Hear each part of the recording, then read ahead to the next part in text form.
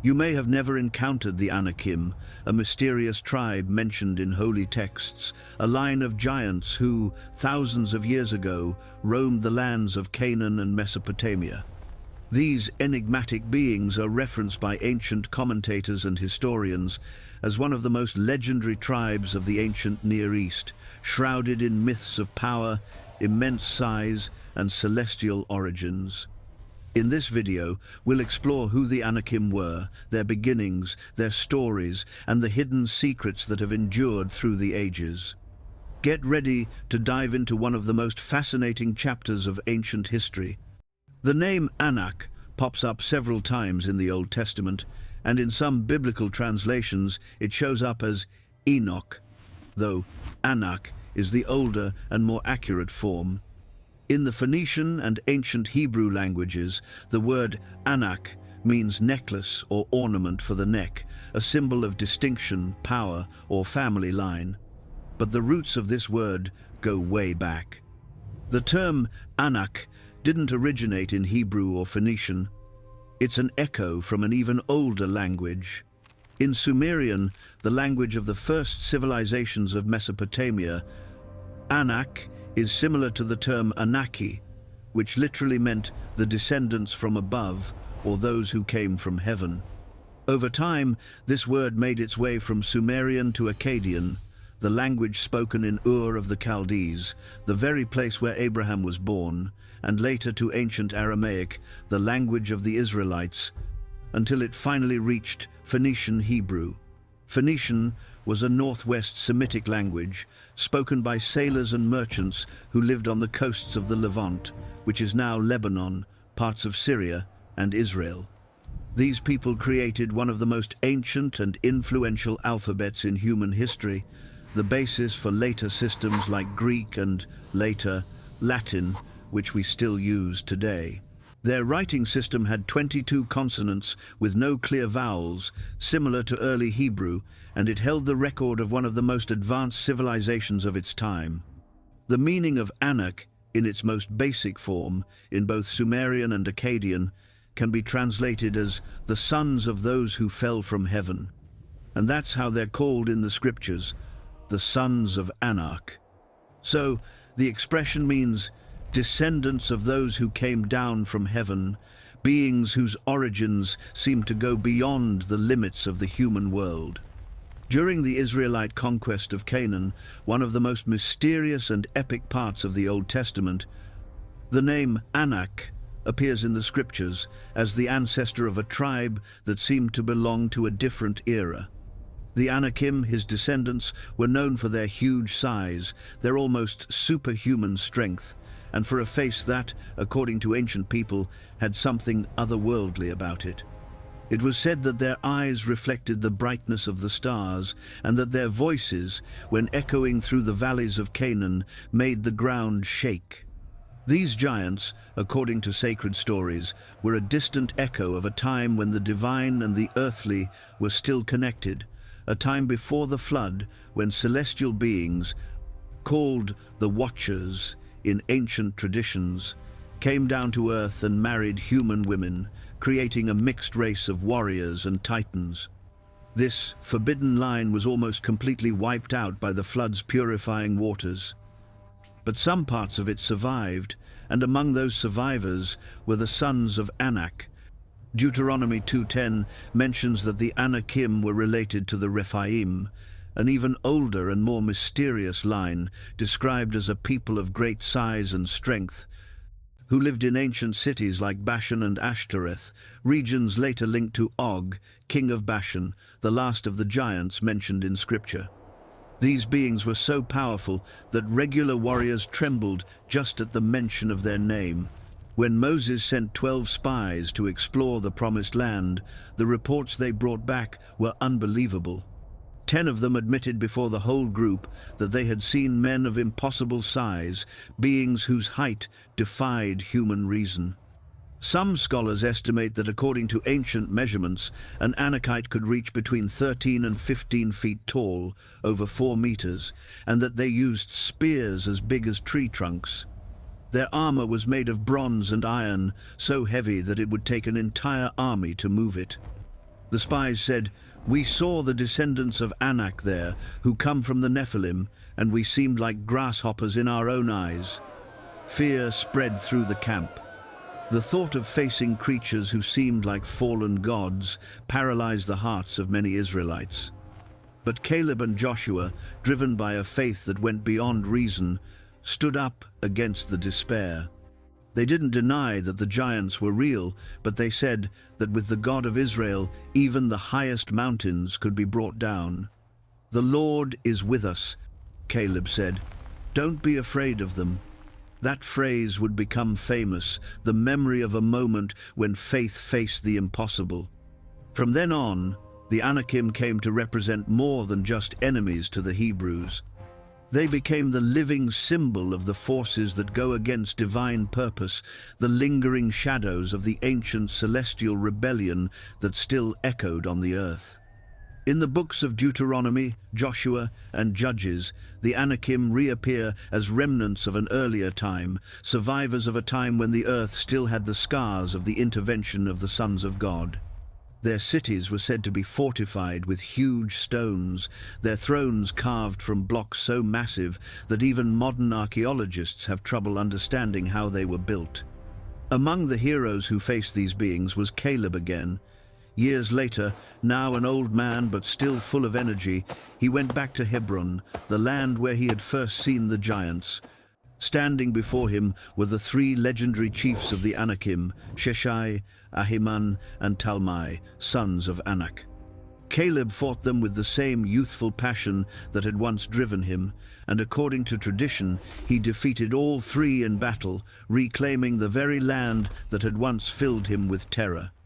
That region was known for an ancient city called Kiryat Arba, named after Arba, the greatest of the Anakim, a giant whose height, according to old rabbinic texts, exceeded the height of 7 men standing on top of each other.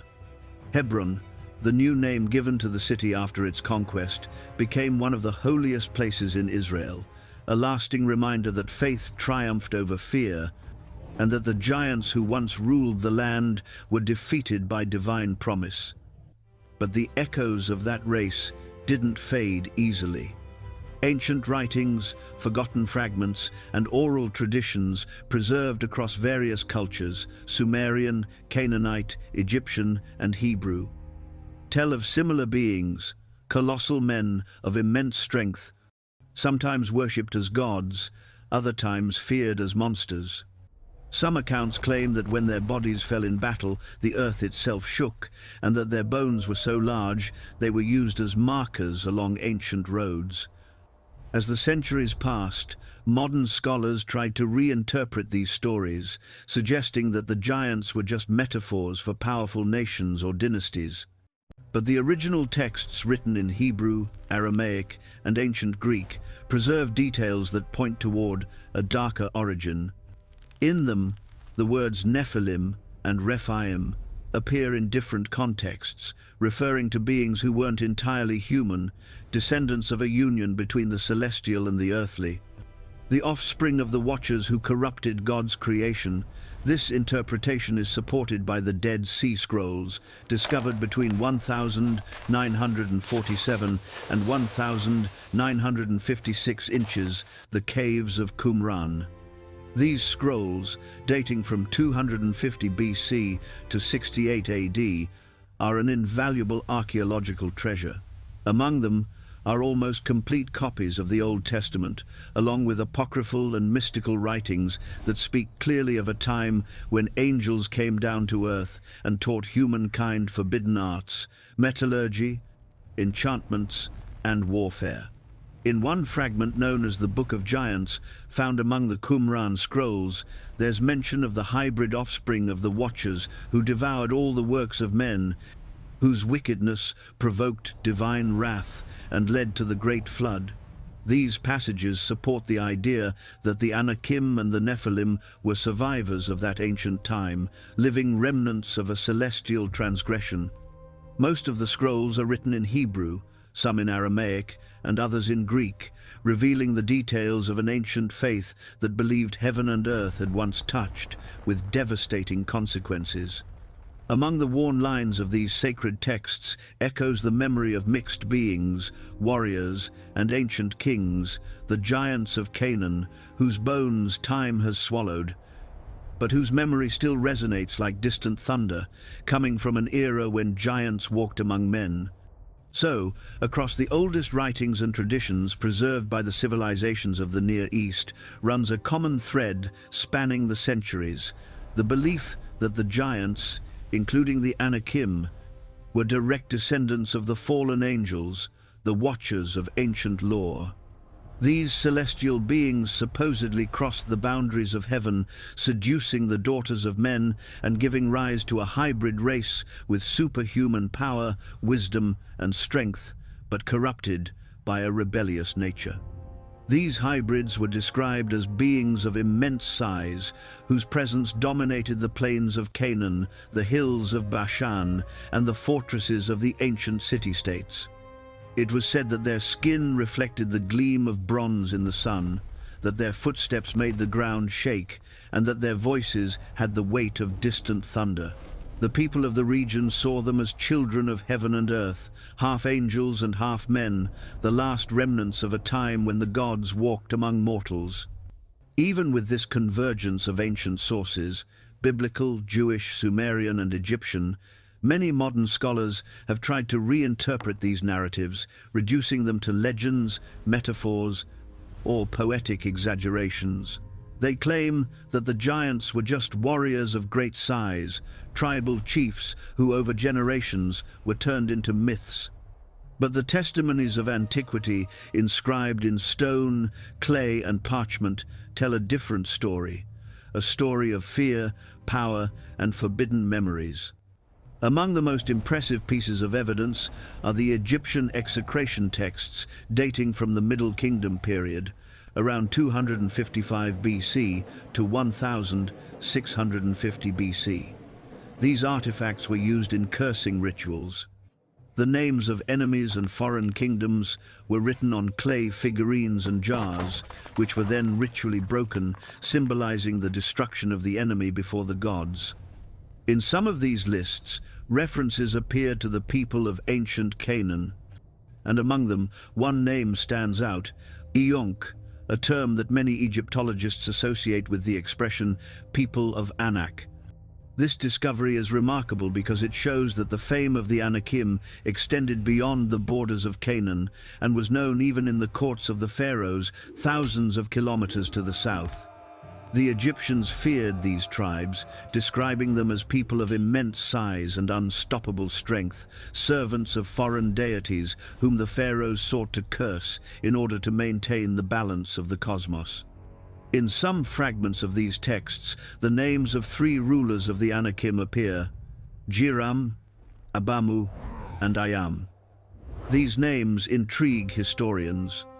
Some believe that they were ancestors of the biblical chiefs Sheshai, Ahiman, and Talmai, mentioned in the book of Joshua. Others suggest that they may have been kings of the first generation of giants, perhaps older brothers of those who faced the Israelites centuries later. According to ancient Hebrew traditions, the Anakim lived much longer than ordinary men, reaching hundreds of years, which would explain how their names and deeds became living legends. The writer and mythologist Robert Graves, in his analyses of the mythological origins of Mediterranean civilizations, explored this connection between East and West. He noted that the term Anak might be related to the Greek word anax, meaning lord, king, or sovereign god, a title used for giant kings and primordial deities. In ancient Greece, it's possible that the echo of the name Anak crossed the boundaries of time and culture, appearing in various languages to designate the rulers of a titanic age that preceded recorded human history. Graves went further. He proposed that the Anakim could be the same as the Anakoioi of Hellenic tradition, divine kings or titans who ruled during the Golden Age, when gods and giants walked side by side upon the earth. These ancient kings weren't just powerful humans, but living symbols of the union between the sacred and the profane, beings whose existence marked the breaking point between our world and the spiritual world. What's most fascinating and terrifying about the stories of the Anakim is the description of their unimaginable size and strength. Hebrew chronicles, Ugaritic texts, and apocryphal writings describe them as men 13 to 16 feet tall, able to lift stones that hundreds of ordinary men couldn't move. Some texts talk about swords the size of palm trees, shields heavier than entire oxen, and an almost invincible resilience. It was said that a single strike from an Anakite could shatter the bronze shield of an Israelite warrior. Even the smaller ones, according to estimates by archaeologists and scholars like Graves, were over 10 feet tall. Their bones, if ever found, might easily be mistaken for those of prehistoric beasts. Their walls and fortresses, like those of Hebron and Bashan, were built with stone blocks that defy the known construction techniques of their era. Some rabbinic accounts describe how, when the Israelites approached the Promised Land, they saw the Anakim from afar, training with enormous stones and leaping from hill to hill as if the weight of the earth couldn't hold them down. Their bodies, it said, weren't like those of men, denser, stronger, and with a strange glow in their eyes, a lingering trace of the celestial light inherited from the Watchers. So, whether in Hebrew scriptures, Greek myths, or Egyptian curses, the image of the Anakim remains the same: kings of flesh and stone, descendants of a corrupted celestial line whose memory still haunts the world today. Their stories are remnants of an age when the divine and the earthly collided violently, leaving behind only ruins, bones, and echoes of a lost glory. But it wasn't just their size that made them different. Graves described the Anakim as beings with incredible strength and amazing speed, capable of fast movements and devastating blows, even while wearing heavy armor and using massive weapons. Their endurance was also legendary. The author mentions that some, like Ahiman, Sheshai, and Talmai, were badly wounded in battle, brought to the edge of death, and yet survived. Those same names appear in scripture in the books of Joshua and Judges, described as surviving warriors who, though struck down, continued to be feared by everyone around them. Beyond the biblical accounts, stories from many cultures support the existence of these giants. The Egyptian execration texts already mentioned include direct references to the tribe of the Anakim. Echoes of their existence also appear in Phoenician and Aramaic inscriptions, which speak of colossal beings from time immemorial, and even in the Quran, where there are mentions of giant nations destroyed by divine judgment. These convergences between Egyptian, Semitic, biblical, and Islamic traditions seem to point to the same ancestral memory, that of a race of giant men, sons of those who fell from heaven, whose presence deeply affected the consciousness of ancient civilizations.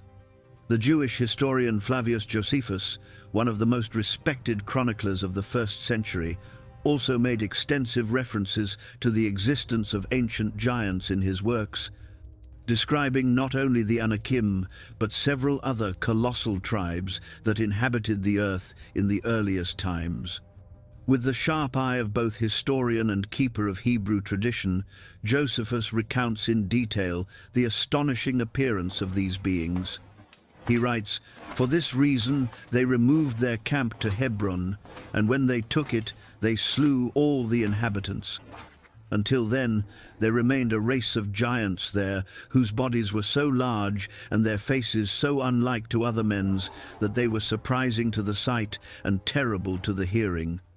This vivid, almost cinematic description reveals how the giants were seen, with a mixture of fear and awe, regarded not just as enormous in size, but strange in form and presence, as if belonging to another order of beings altogether.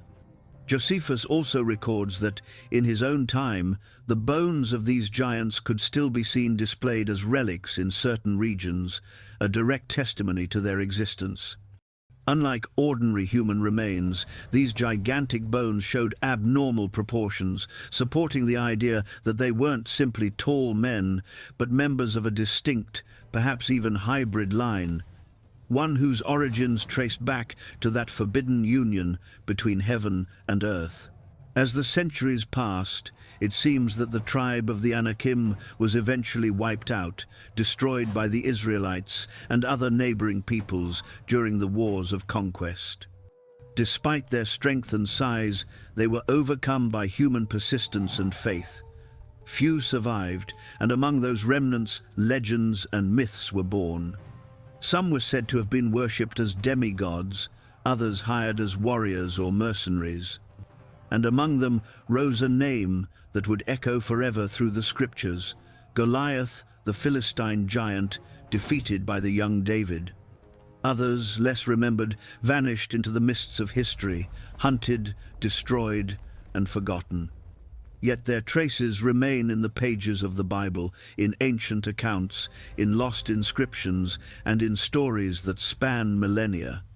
They're fragments of a memory that refuses to fade, a reminder that, in some distant age, giants truly walked among men. If you want to dive deeper into this mystery, to understand its origins, its connection to the fallen angels, and its presence in biblical, apocryphal, and archaeological texts, leave your request in the comments. There's much more to be revealed about the giants of Scripture and the legacy they left behind. May God bless you, and I'll see you soon.